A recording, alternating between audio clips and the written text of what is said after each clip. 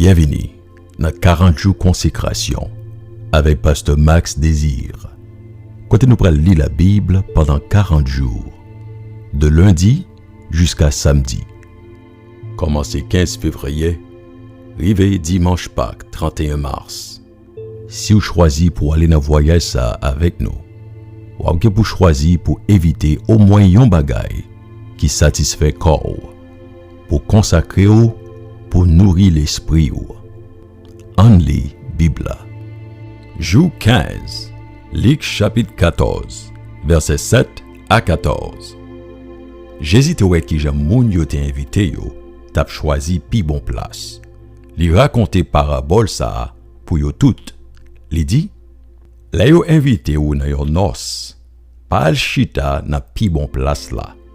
Parce que si nan invité yo, gen moun ki pi important pase ou, moun ki invite nou tous les deux a kapab vin di ou, bay moun sa place la.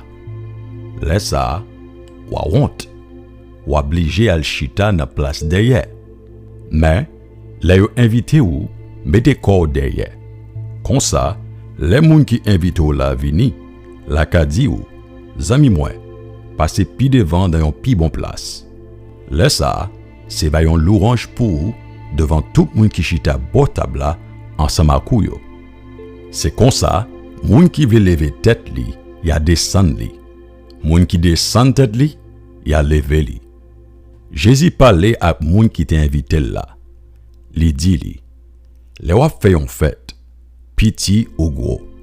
Pas inviter ni amis ou, ni frère ou, ni famille ou, ni voisin ou qui riche, parce que yon lè y a invité ou tout. Comme ça, c'est à coup si yo ta remet ou, ça ou te fait. Mais le wap fait yon fête, invité pauvre yo, infime yo, moun kap boite yo, moun aveg yo. Comme ça, c'est bayon bénédiction, parce que yo pap capable rendre nous la pareil. C'est bon Dieu qui va remettre tout ça, les tout moun qui fait bien yo, va lever sorti vivant dans la mort. 1. Honorer moun ou vle influencer. 2. Ou pas besoin lever tête ou. Quitter habilité ou parler pour. 3. Défi honneur, c'est bay temps ak trésor ou ak moun qui pas capable repayer ou. Honorer yon moun, jodi a. Merci parce qu'on prend temps pour enrichir fondement biblique ou. Dans Proverbe 4 verset 7. Cherchez une connaissance. C'est premier bagay yon homme l'esprit doit faire. N'importe qui sort ka gagner. Baili pour venir comprendre. Jusqu'à la prochaine. Moi c'est Pasteur Max Désir.